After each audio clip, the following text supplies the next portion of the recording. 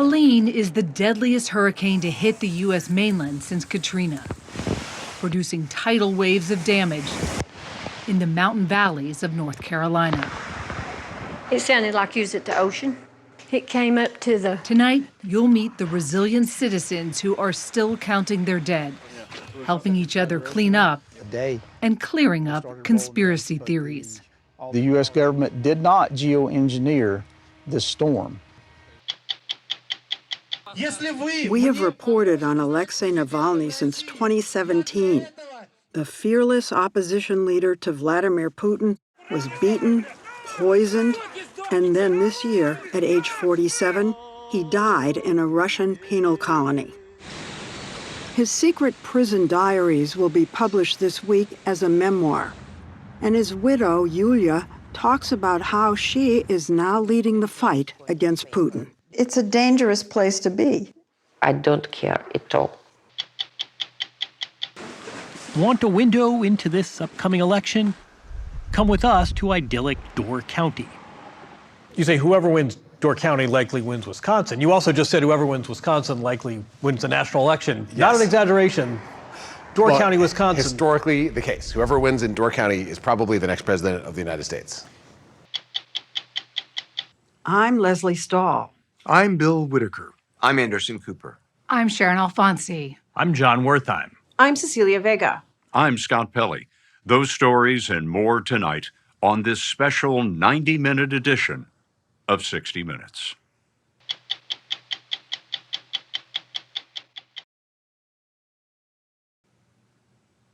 In Florida, residents are once again beginning the slow process of recovery. Milton was the second hurricane to take aim at the state in as many weeks. Just 13 days earlier, Hurricane Helene hit Florida, then carved a 500-mile path of destruction north, killing more than 240 people, the deadliest storm to strike the U.S. mainland since Hurricane Katrina. One of the areas hardest hit was western North Carolina, a region unaccustomed to hurricanes. Residents were caught off guard when the Appalachian mountain range that hugs the border of Tennessee acted like a funnel for the remnants of Helene, devastating the communities below. Tonight, you will hear from survivors and about the enormous effort to bring relief to North Carolina. With the force of a tidal wave, water tore down the Appalachian Mountains, knocked over bridges, and sent homes and people downstream. We made our way 45 miles north of Asheville, snaking around the washed-out roads and into the communities Helene tried to wipe off the mountain. 2,000 feet up, we saw what is left of Green Mountain, a town tucked above the gurgling North Toe River until the remnants of Helene came roaring down the mountain with enough power to snap their concrete bridge in half. It sounded like you was at the ocean, and it looked like the ocean, except it was dirtier, muddier. Was there stuff in it? We saw a house float down. In front of here? Yes, that way. If you've never been through it, something I never want to see again. And I hope and pray that nobody has to. Jane Whitson Peterson, her husband, and 96-year-old mother were trapped inside the general store the family has run for more than 60 years. She took this video from the second floor. We have 2 doors down that way outside, and then we have this back one. And we tried to block them, and you don't stop water. And it busted through the back door, and then it started coming in the front door. So the water's coming through the store? It come 3 different ways. So when we got up there, and we stood on the steps and watched it come in, and all we could do is just sit and watch it and pray that it didn't get no higher. It came up to the 7th step. This is what those answered prayers look like today. Only the skeleton of the family's store is left. Her father's old cash register is clogged with mud, and her mother's home was destroyed. She's 96. She's raised 7 kids and worked 16, 18 hours a day. It's really hard for her, but my mom got up the next morning singing. Singing? Singing. When the roll is called up yonder, I'll be there. A hymn about the expectations of a home in heaven. On her front lawn, 96-year-old Parzady Whitson shared it with us, surrounded by what's left of her home on Green Mountain. When the roll is called up yonder, I'll be there. For so many, this was their slice of heaven. Living in the hollers, the communities built in the valleys of the Appalachian Mountains. What do you do next as a family? We keep going. It's what we've always done. I've not been a whole lot of places, but I would never go nowhere else to live. Everybody knows everybody. And if you need a hand, we're there. We'll do anything we can to help you. This is home. This is home. I call it God's country. I know everybody says that because where they live, but this little piece of western North Carolina is just, the mountains are just, they're magical.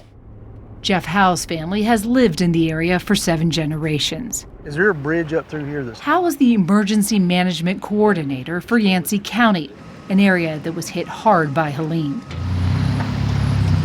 The devastation caught most residents by surprise.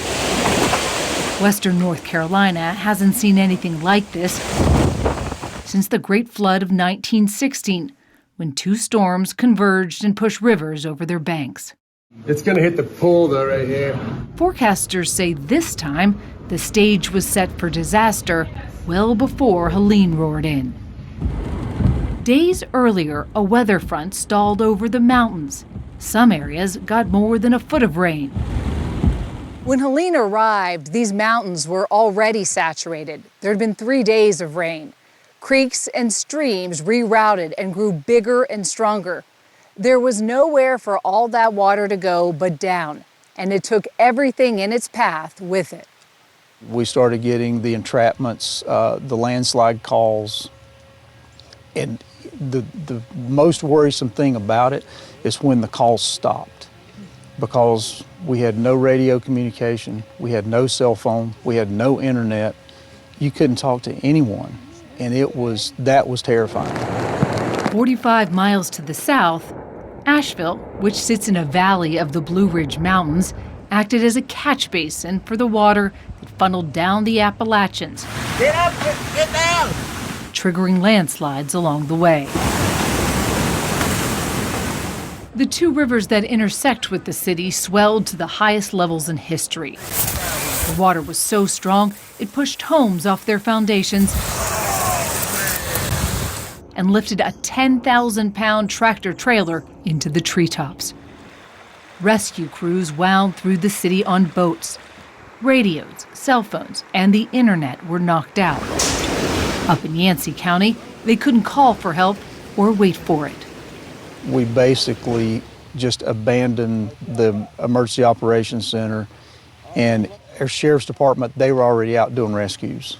But we would just go in, give me another name, and we'd take off and try to find these people and get them.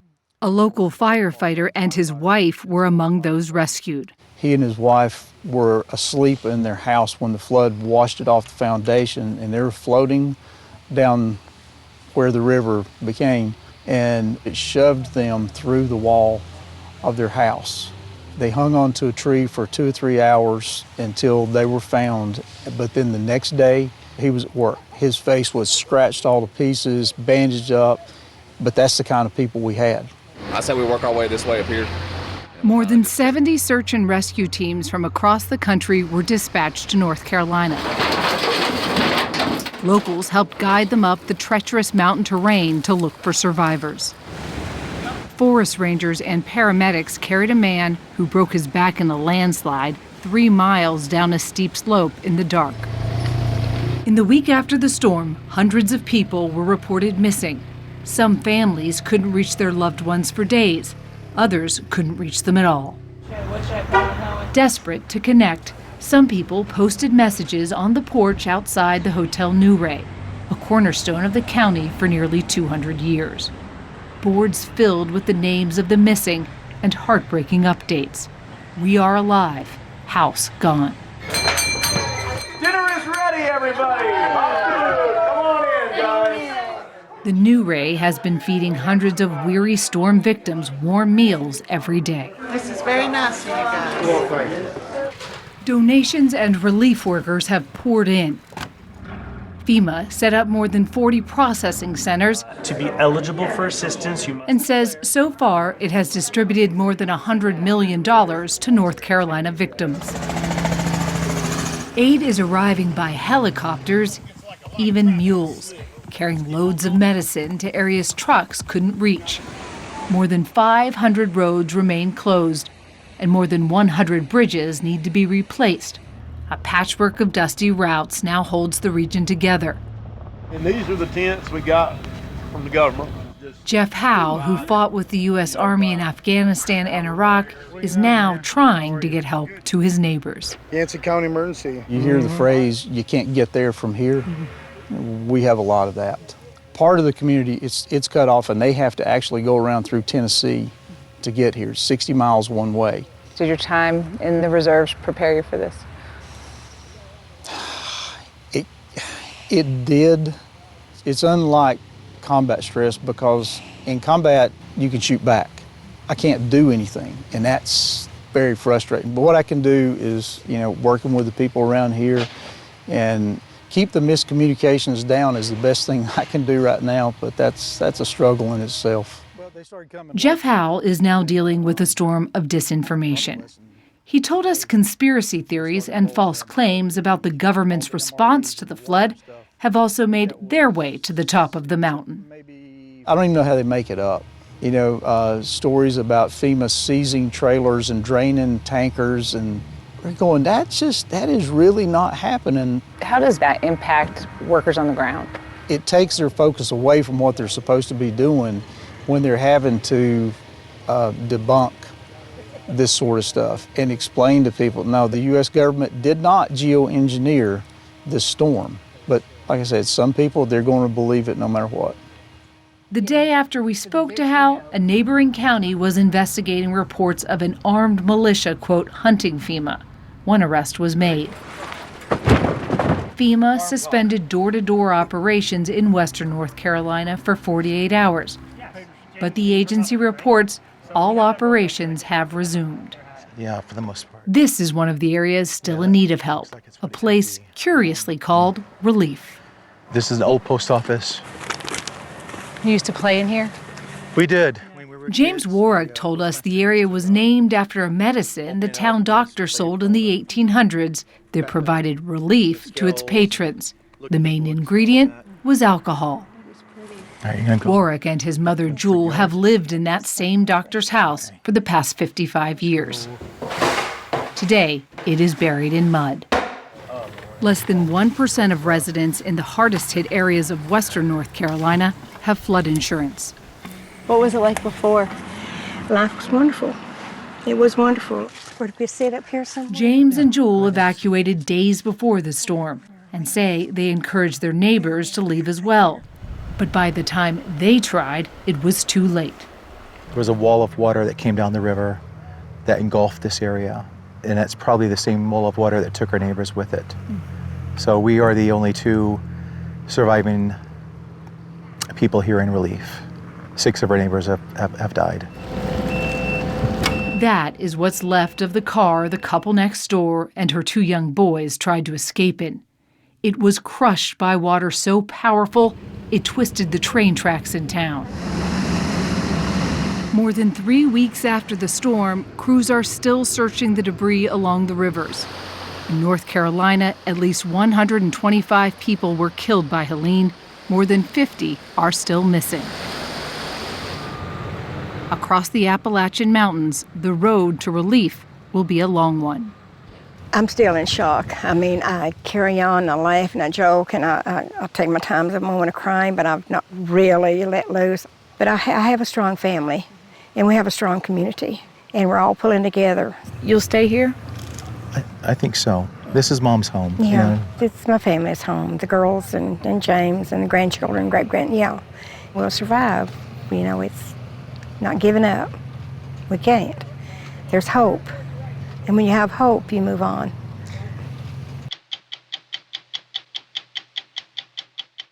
how disinformation has hampered FEMA's recovery efforts. Mistrust in the government, it can impact people's recovery. At 60minutesovertime.com. The death of Alexei Navalny in a Russian prison in the Arctic this February sparked an outcry around the world. He was compared to Nelson Mandela as a prisoner of conscience. While behind bars, he completed a memoir documenting his 3-year battle to survive the unspeakable prison conditions. This is our third story on Navalny, the first in 2017 when he stood up to Vladimir Putin by running against him for president of Russia. When he was arrested in 2021, Navalny's popularity as the most prominent leader of the Putin opposition was growing. Putin is a thief and the head of the entire corrupt system.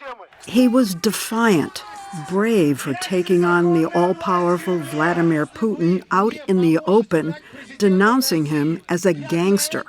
He refused to back down and paid the ultimate price: 3 years in Russian prisons, and then this year, death at age 47. His wife, Yulia, once her husband's silent partner, is now the leader of his opposition movement. She says Alexei's memoir, Patriot, represents his final act of defiance. It was his life. It was his every-minute job to fight with Putin's regime. And now he's fighting from the grave. I would prefer he would fight not from the grave. And of course, it's very tough for me to say like this, but we can say so. Over the summer, a Russian court issued an arrest warrant for her. It's a dangerous place to be. I don't care at all. You're not afraid? No, not really. Why should I be afraid? They could kidnap you.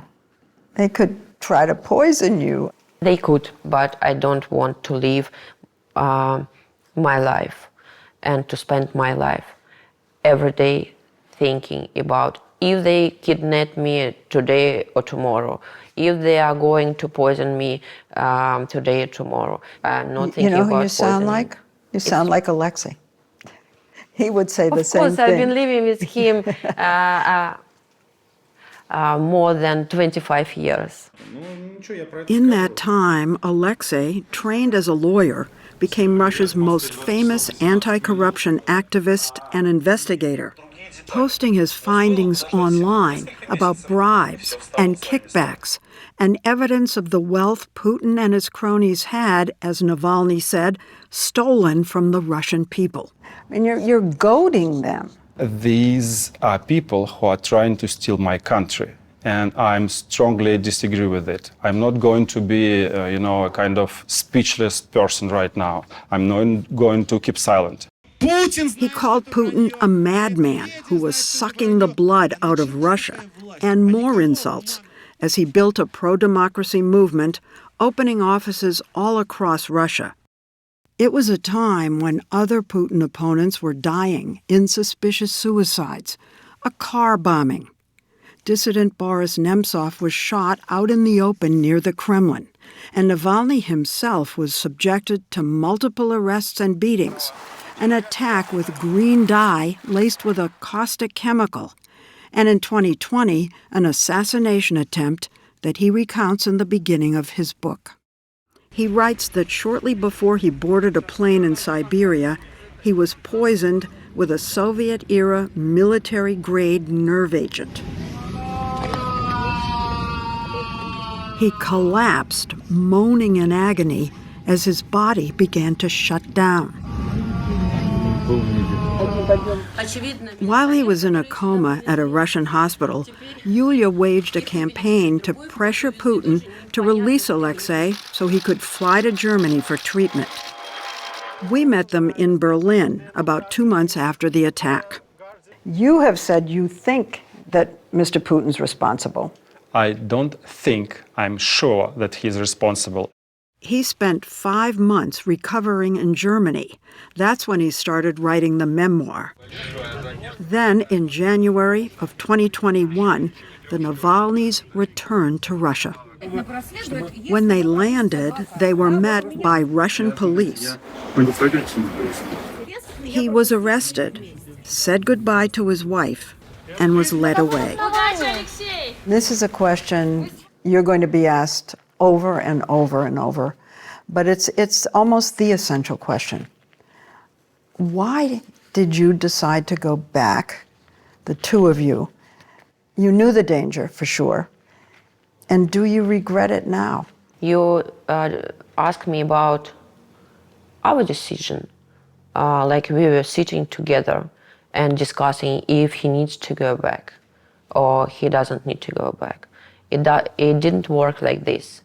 From the first day, when I realized that he could recover after this poisoning, I knew that he would go back as soon as possible. So it wasn't even a debate. It No. just, when do we go back, as opposed We never to had any if. debates, and of course I would love to live all my life with my husband.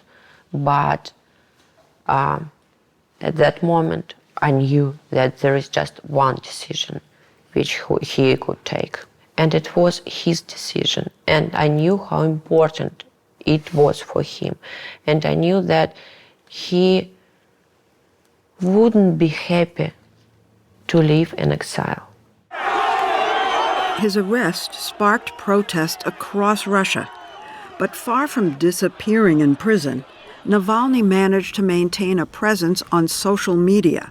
How, we've been asked not to say, but it enabled him to keep up his attacks on Putin.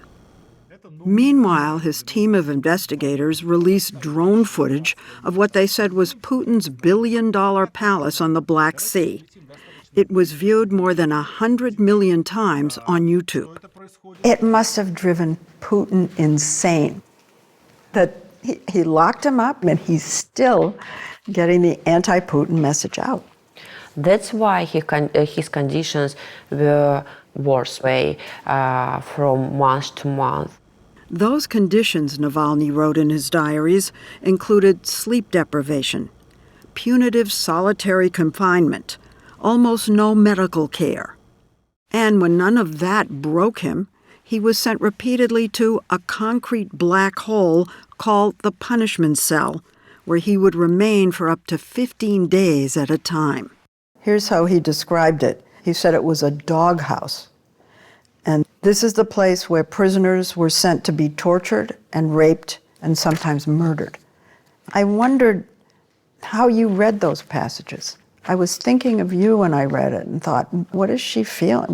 How are you reading this? It's a very tough moment for him to think about all these torturing places and torturing conditions, and about him, how he was laughing at these people, even while he was there.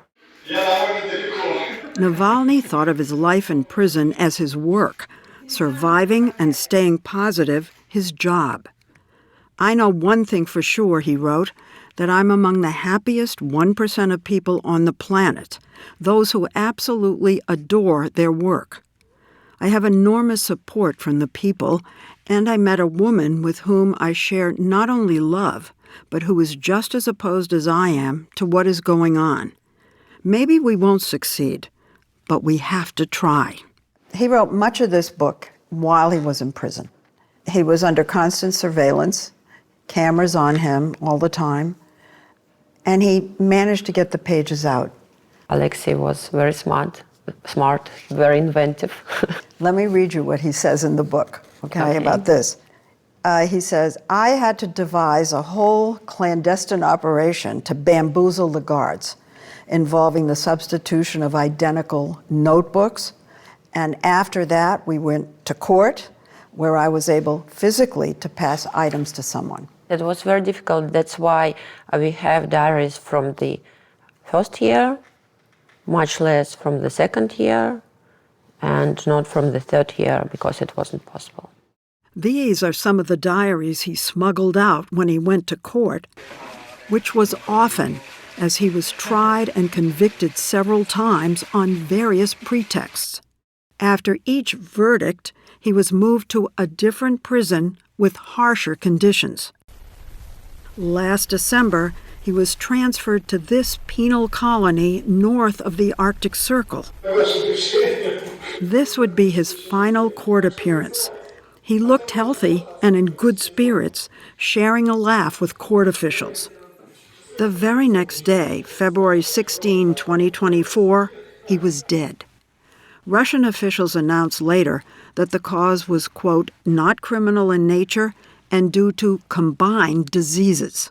It was at the time that the negotiations over a prisoner swap were underway, and Alexei might be one of the prisoners who was to be released. Putin realized that Alexei is so big that he could be a new leader of Russia. He could encourage people to stand against Putin. And all these things just brought Putin to this understanding that it's not possible to let Navalny be free. You posted a message shortly after his death. You said, bravely, I thought, Vladimir Putin killed my husband. By killing Alexei, Putin killed half of me, half of my heart, and half of my soul. That's true. I can say now the same. Nothing has changed. Here's something else you said. You posted this on X. Please do not forget, Vladimir Putin is a murderer and a war criminal.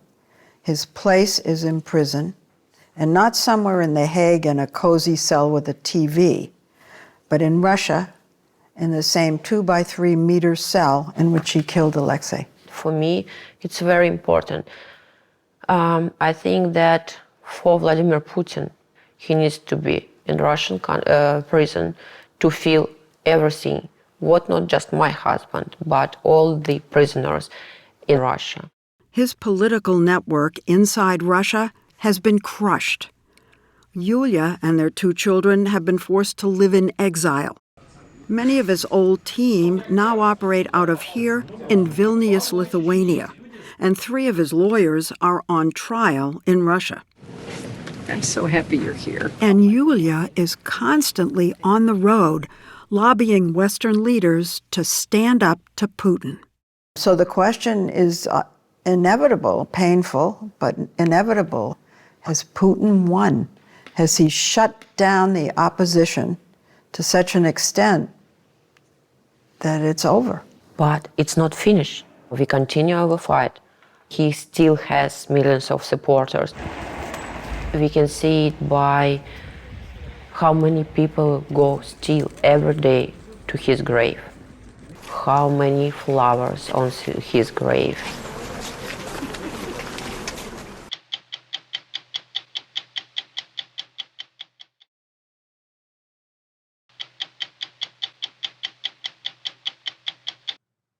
For all the polarization in American politics, everyone can agree that 7 states hold the key to next month's election.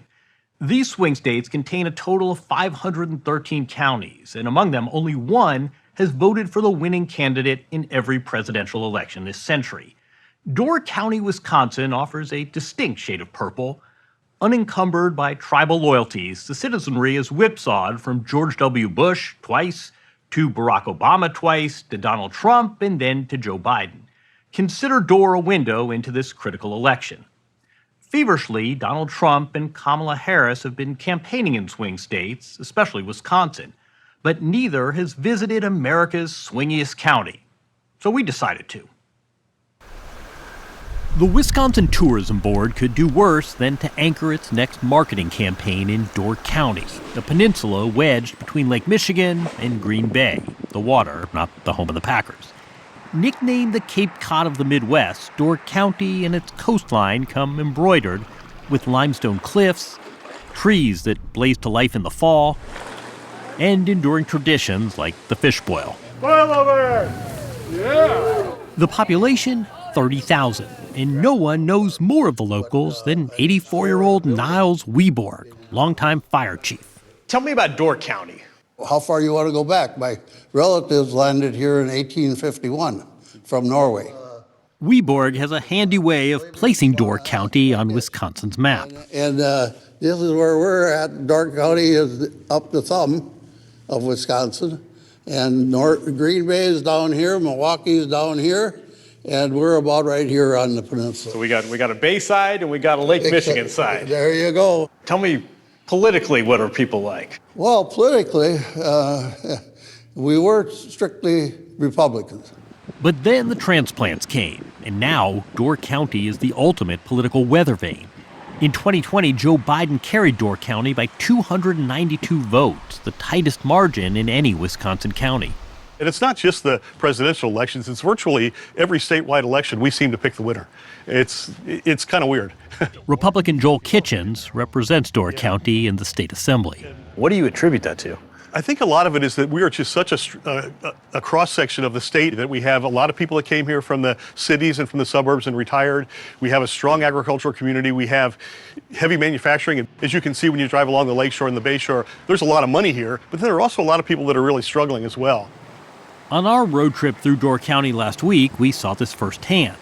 The county is 92% white, but politically diverse. In the rural South, abundant signs for Donald Trump and towering silos. 25-year-old Austin Vandertye is a sixth-generation dairy farmer. When you go into that voting booth first Tuesday in November, what is the one issue that's most going to impact how you vote?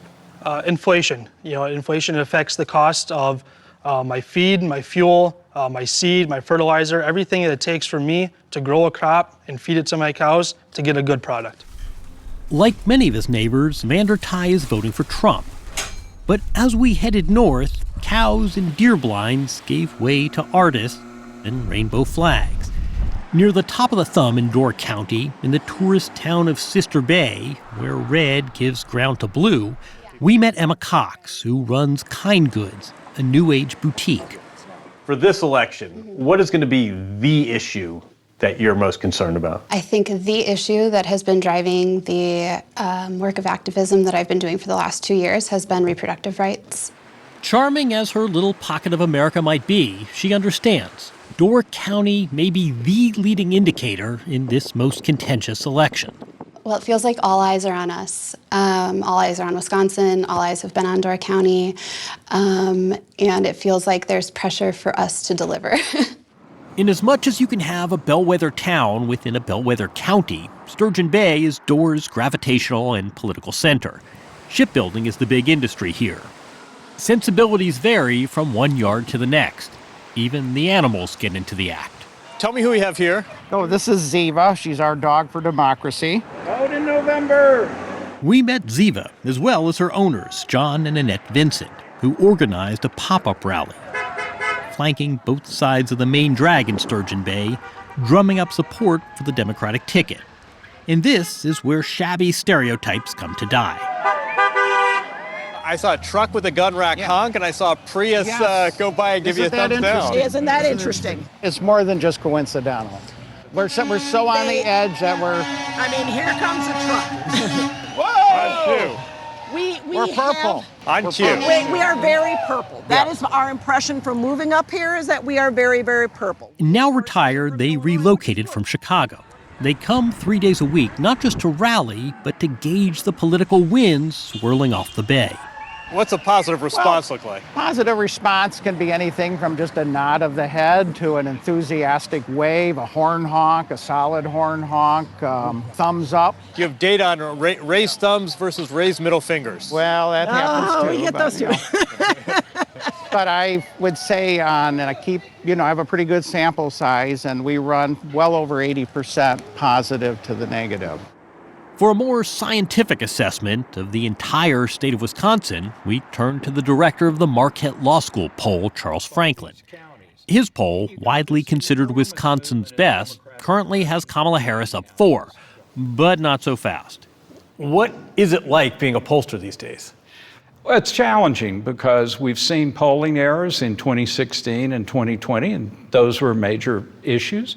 Memorably, in 2016 and 2020, most polls, CBS included, fell short when accounting for the Trump vote. There's something specific, particular to Trump, that makes his support hard to capture. In these 4 most recent elections, the 2 big errors have both come when Trump's on the ballot, and the 2 elections without him on the ballot, we've been as good or better than our long-term average. Say more about why you think that is. The people that Trump mobilizes to vote really do turn out for him, but they seem to drop out of the electorate in the midterm. My suspicion is it keeps the Kamala Harris campaign up all night long. That there's this cohort that hasn't been capturable. Correct. Brian Schimming, Wisconsin's Republican Party chair, is shaking the trees to identify those hidden Trump voters and, crucially, get them to the polls. How many potential Trump supporters are there in Wisconsin who have never voted before? Well, I spoke at President Trump's rally the other day, and I said to the folks there, look, there are hundreds of thousands of people in this state who think like us, they act like us, they live like us, they believe like us, but they don't vote. And I truly believe that. Is it risky to rely on this sector, these low propensity voters who have been so unreliable in the past? It's risky not to. Make sure that they get out to vote. For the Democrats, the strategy entails running up the numbers in Milwaukee and booming Dane County, home to Madison, the state capital and the University of Wisconsin, where Biden won more than 75% of the vote in 2020. Meanwhile, they'll try to stanch the bleeding in rural swaths that have swung heavily towards Trump. Are you ready to organize? Ben Wickler, state Democratic Party chair, thinks it's a complete jump ball right now for Wisconsin's 10 electoral votes. So on election night, expect to stay up very late. And when you find out who won Wisconsin, which might happen at 4 a.m, you probably know who won the presidential election. It's that pivotal. Wisconsin was the state that tipped the Electoral College for Donald Trump in 2016. There is every possibility that Wisconsin could tip the presidential election again in 2024. Wisconsin was decided by less than 1% in the last 2 elections. But get this, around 80% of the state's counties were decided by a double-digit margin, which only magnifies Door County's uncanny distinction. I think in Door County, this election's almost perfectly tied as well. I was just looking at the county-by-county data before I joined you today. Whoever wins Door County on Election Day probably wins the state of Wisconsin yet again. You say whoever wins Door County likely wins Wisconsin. You also just said whoever wins Wisconsin likely wins the national election. Yes. Not an exaggeration. Door County, Wisconsin. Historically the case. Whoever wins in Door County is probably the next president of the United States.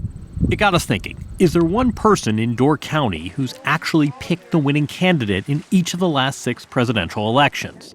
The county did collectively, but did any single voter? If so, finding this mystery figure might provide a heck of a clue into how this presidential election will go. So we went on a search. This is your 5 o'clock news from the Door County Daily News. We started with an APB at the local radio station. If you or someone you know in Door County has voted for the presidential winner of every election going back to the year 2000, please reach out to 920. But no response.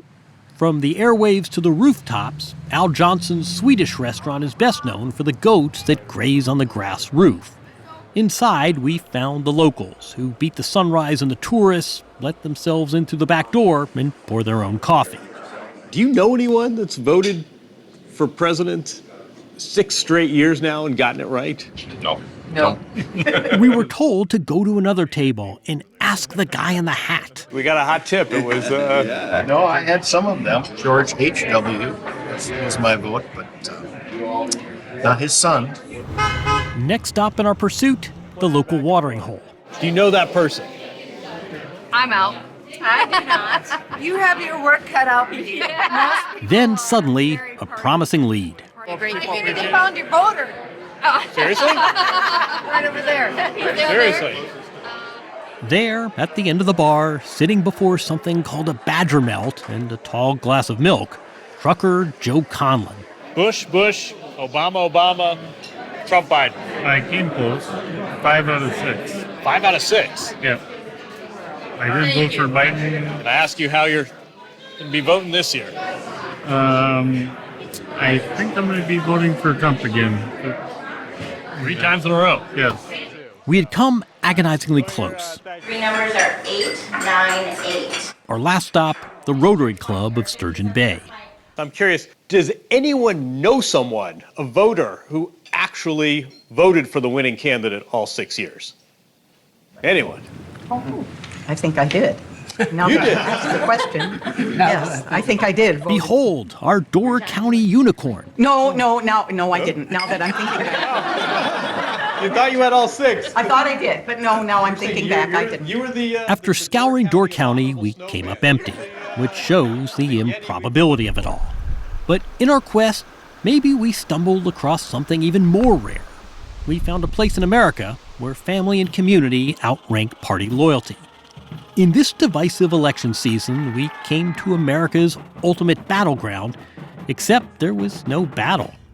As they say here with pride, we live above the tension line.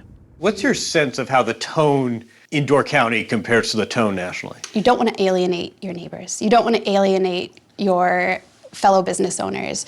You all come together. Do you have family members that are going to vote differently from you? Oh, absolutely. Everyone invited to Thanksgiving regardless? Absolutely.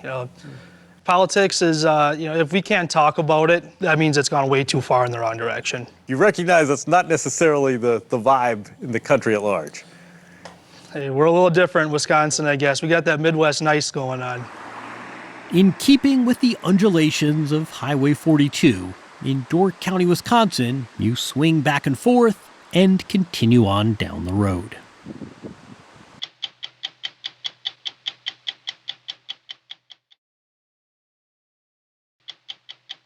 The last minute of 60 Minutes is sponsored by United Healthcare.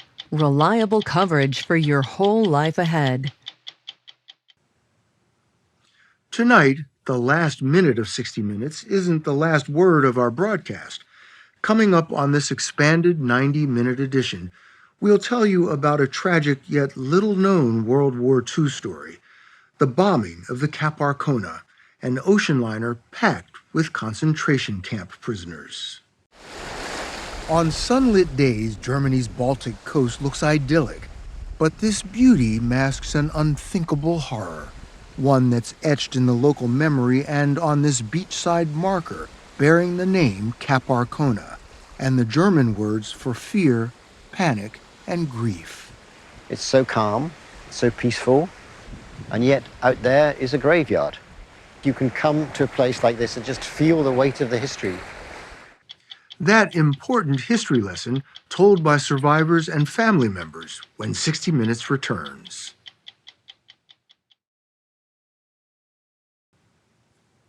Everyone knows the story of the Titanic, the opulent British ocean liner that struck an iceberg and sank.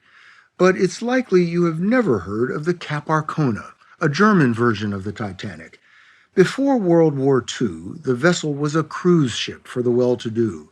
By the end of the war, the Nazis had transformed it into a floating concentration camp.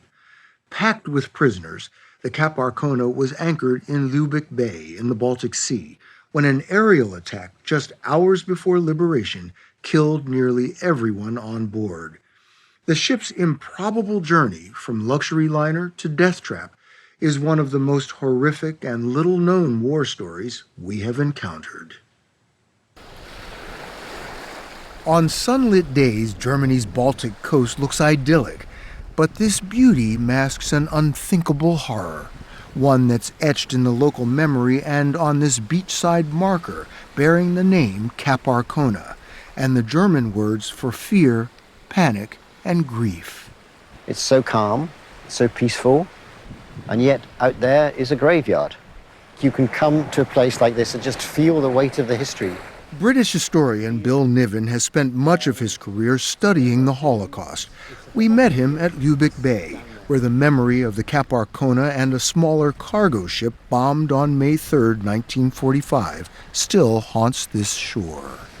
What is this place? This is a memorial, an honorary memorial to the victims of the two ships that went down with a loss of some 7,000 lives. It recalls all the nationalities that were victims of the sinking of the ships. There were Americans on the ships. Yes. There were Greeks, there were Italians, and the Jewish people, of course, represented here by the Star of David. Most of the victims were on the Cap Arcona. Every year on the anniversary of the attack, a somber ceremony is held at this site to remember those who perished and those who suffered. My father was one of the survivors of the sinking of the Cap Arcona.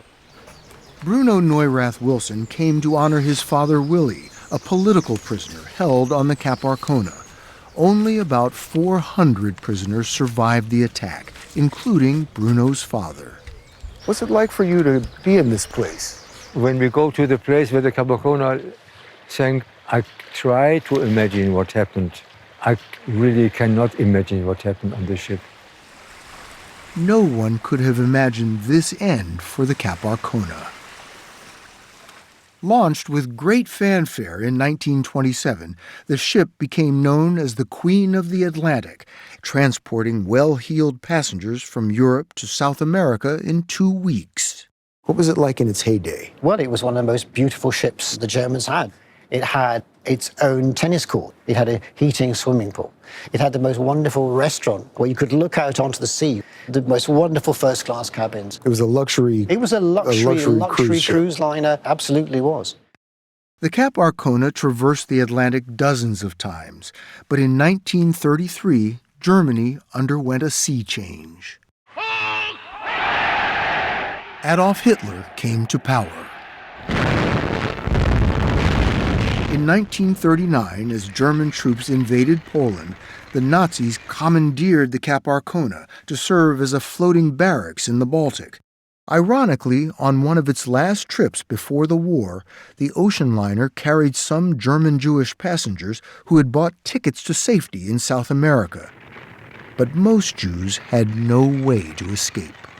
We were rounded up and sent to the concentration camp. Just the three of us, my mother, I, and my younger brother. 94-year-old Manfred Goldberg was just 11 when the Nazis forcibly removed him and other Jews from his hometown of Kassel in central Germany. He would survive confinement in the Riga, Latvia ghetto and 4 different concentration camps. The cruel experiences during my young years, between 11 and 15, they're firmly lodged clearly in my mind to this day. In Nazi-held Latvia, Goldberg, his mother Rosa, and other prisoners were forced to repair bombed-out railroad tracks during the day. When they returned to camp one night, they learned the SS had taken Manfred's little brother Herman and 3 other children. They were never seen again. They just disappeared off the face of the earth. The next morning, both my mother and I had to line up and go to work as though nothing untoward had happened. What did that do to you and your mother? I was nearly as heartbroken as my mother at the loss of her little baby, so to speak. He was 7 when he went into the camps and 9 the day he disappeared. Goldberg and his mother ended up in the Stutthof camp in Nazi-occupied Poland. Another young boy, George Schwab, was imprisoned there too. The crematoria, burning of bodies all the time, gassing, terrible. Schwab is 92, but he was only 9 when German soldiers invaded his hometown of Liepaja, Latvia. Schwab's father, a prominent physician, tried to protect other Jews in town. He noticed SS trucks were approaching, and he waved for fellow Jews to disperse. And they arrested him, knocked out one eye, threw him down the cellar, and then killed him. Bruno's father, Willie Neurath, was not Jewish, but he actively opposed the Nazi regime. My parents belonged to the small minority of German people who fought against the Nazis. They didn't fight with weapons, of course. Fight with their words. Yes, fighting with papers, with printed papers. Willie was arrested for distributing anti-fascist flyers. They brought them to Buchenwald, and from Buchenwald they brought him to the concentration camp Neuengamme by Hamburg. The Neuengamme work camp mostly held political prisoners. Inside this massive warehouse, historian Bill Niven told us, prisoners like Willie Neurath made bricks. What does it feel like to walk in here?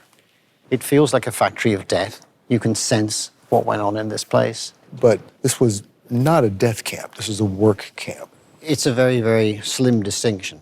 In the course of this work, they die. They die in droves.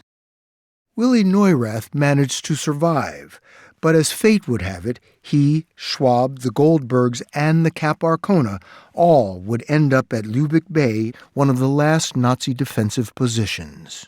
In 1945, as the Allies were closing in, the Cap Arcona, now rusted and battered, was repositioned to Lübeck Bay. At the same time, SS Chief Heinrich Himmler ordered the evacuation of concentration camps. Why were they trying to clear these places out? There is an order by Himmler that no prisoner is to be delivered into the hands of the enemy alive. But I think the main concern was to get rid of evidence, because prisoners are evidence. They can talk, they can tell, they can speak to those atrocities that were committed by the Nazis. So getting rid of the evidence meant getting rid of human beings. Thousands of prisoners were sent to the Nazi holdout at Lübeck Bay. Willy Neurath was forced north from Neuengamme, about 50 miles. From Stutthof in the east, Manfred Goldberg, his mother, and George Schwab were sent to a nearby town aptly named Hell and put on barges. What were the conditions? Oh, terrible. Just beyond description. No toilet facilities, hardly any food. You could hardly sit. You could certainly not sleep. Sounds like hell. Hell. Hell on earth. Absolutely. The barges, each packed with about 1,000 prisoners, were towed by tugboat for 6 days, about 400 miles across the Baltic, to where the Cap Arcona was positioned. The Cap Arcona arrived in Lübeck Bay on April 14, 1945, 2 weeks before Hitler killed himself and 3 weeks before the end of the war in Europe. It was anchored out there, about 2 miles offshore. With its engines barely running and little in the way of food and water, the former Queen of the Atlantic, a playground for the rich and famous, was about to become a floating concentration camp. With nowhere to hold the amassed prisoners, SS guards jammed more than 4,000, including Willy Neurath, onto the Cap Arcona. And one must remember this is a ship that's meant for 1,500 people. It's not meant for 4,000 to 5,000 prisoners. Do we know what the Nazis intended to do with the prisoners on the ship? I think they intended them to die. Prisoners already were dying on the barges fleeing Stutthof, carrying Schwab and the Goldbergs. Once in the bay, the SS guards uncoupled the tugboats, leaving the prisoners adrift. They just abandoned you? Abandoned. We were left alone, supposedly on minefields. Schwab and Goldberg told us mixed in with the concentration camp victims were a few prisoners of war. They had been better fed and better treated, and they seized the opportunity. They managed to prise loose some very long floorboards and began using these planks of wood as oars, and they rowed in that manner into the night. Shortly before dawn, the barge ran aground. Norwegian prisoners on George Schwab's barge took advantage of the wind blowing toward shore. They came and collected the blankets that we had and made sails. And we managed to sail towards land. Near death but desperate to live, Schwab and the Goldbergs found the strength to climb out of their barges, only to be intercepted by the SS and German troops on the beach, who shot and killed many prisoners on the spot. And we felt practically certain that we would be shot next. But instead, they lined us up into a column. We were told that we were going to be shipped to a liner by the name of Cap Arcona. And while we stood there, we saw quite a large number of bombers, aeroplanes, moving overhead. The Cap Arcona was in the bombers' sights. The war was nearly over, but the prisoners' ordeal was not. That part of the story when we come back.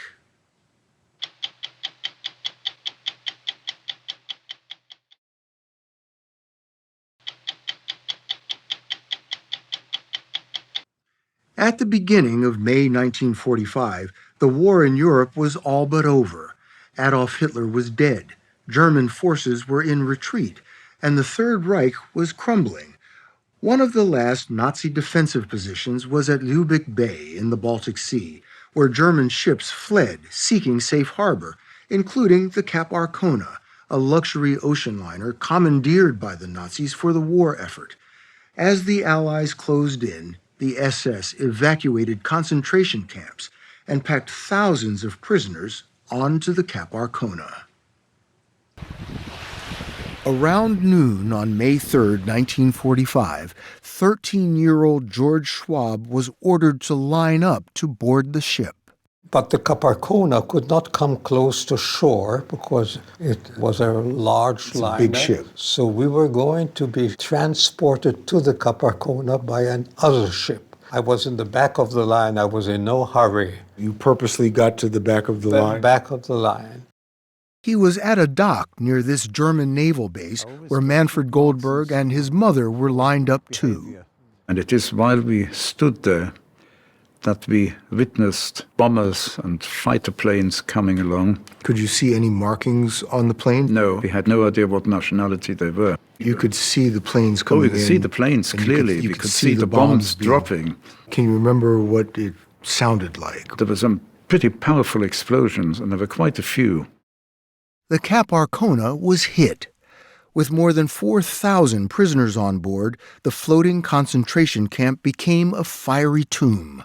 In a hard-to-believe turn of events, the attackers were British Typhoon fighters like these, part of the Allied forces moving in to finish off the Nazis. The British came to liberate these prisoners. They did, yeah. And ended up killing thousands of them. It's like horror on top of horror. It is, and yet some of them did survive to remember it. Bill Niven is a British historian and scholar of the Holocaust. He told us the mistaken attack on the Cap Arcona and a smaller ship is one of the most wrenching tragedies of the war. The prisoners knew that the war was nearing its end.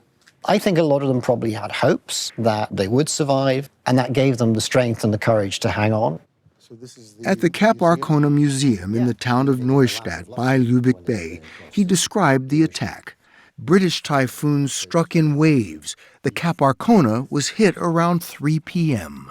Do you have any idea how many bombs were dropped on the ship? Some people say 60 or over 60. You can imagine the panic and the horror that broke out when the bombs hit the ship, especially for those concentration camp prisoners who were in the very lower decks of the ship, and they were unable to get up to the top because of the flames.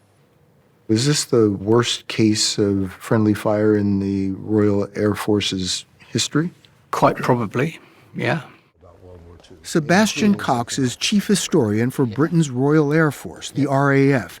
He blames the incident on the fog of war. Why was the Cap Arcona targeted? Because the Allies believed that there was going to be an attempt to flee by certain Nazi elements across the Baltic to Norway and essentially continue the war. Did the British military have any idea that concentration camp survivors were on the Cap Arcona? If you mean, did the pilots have any idea? Absolutely not. But other members of the British military did know.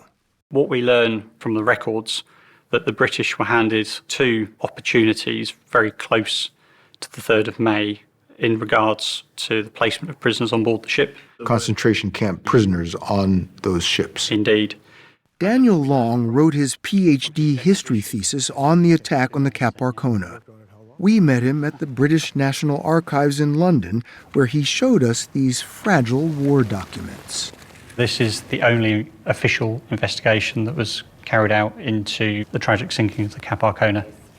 Shortly after the bombing, a British war crimes investigator interviewed the intelligence officer for the squadrons that attacked the Cap Arcona and other ships in the bay.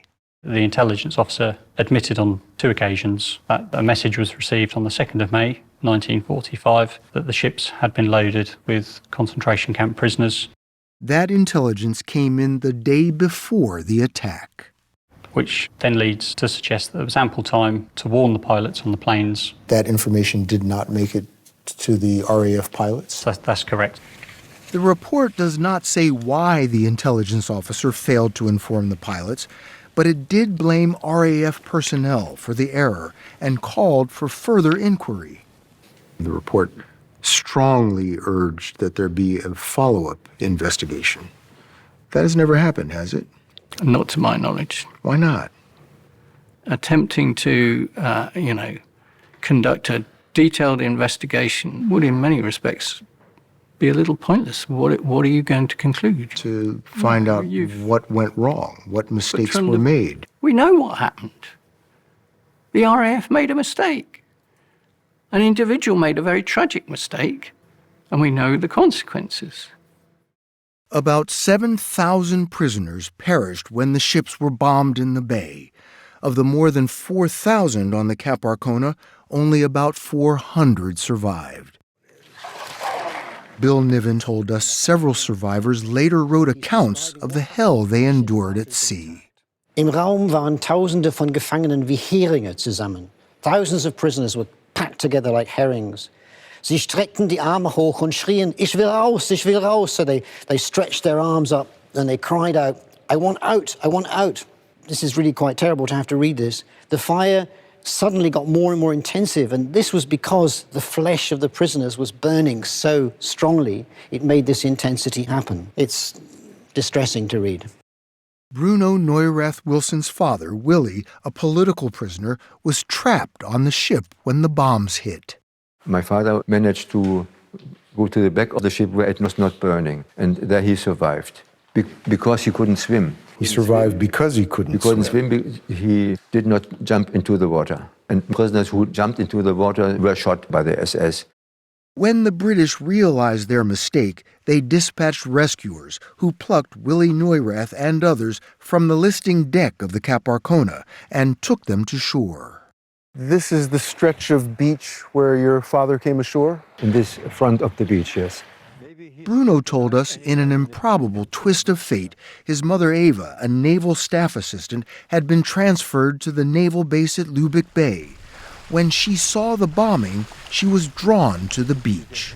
She had only one hope, to know where is my husband, is he still living, and maybe my husband is on the ship. How did they find each other? She came from this direction and she saw a man coming towards her. She didn't recognize the one person she wanted to see. He must have been thin and weak. And dirty from the burning. But he came over to her and called his nickname he had for her, Muppel. What does Muppel mean? Muppel means something like, I love your round face. She recognized his voice by this one word, Muppel. That ship was a graveyard for so many people, but yet it brought your parents back together. Yeah, I don't know if there are hidden meanings in life, but one meaning can be that I am alive now and can tell about this story. As for George Schwab, he pulled inspiration from the horror. This is a prize for having helped Latvia get into NATO. The native of Latvia moved to New York, earned a PhD in political science, and had an illustrious career as an academic and peace broker. Here I'm with King Hussein, Bill Clinton. Dr. Schwab, I think you knew everyone. Somewhat. Manfred Goldberg and his mother settled in London. She passed away in 1961. Goldberg married, started a business and a family. In 2017, he returned to the Stutthof concentration camp with the then Duke and Duchess of Cambridge. He has made it his life mission to share his story.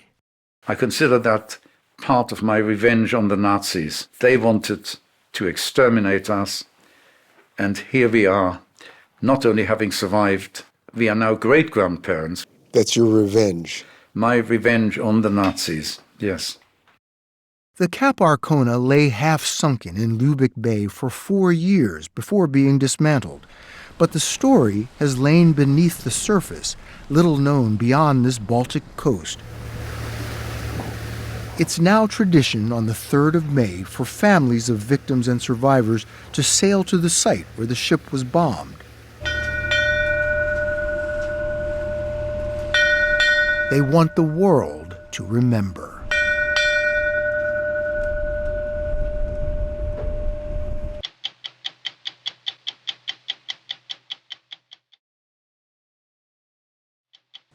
I'm Leslie Stahl.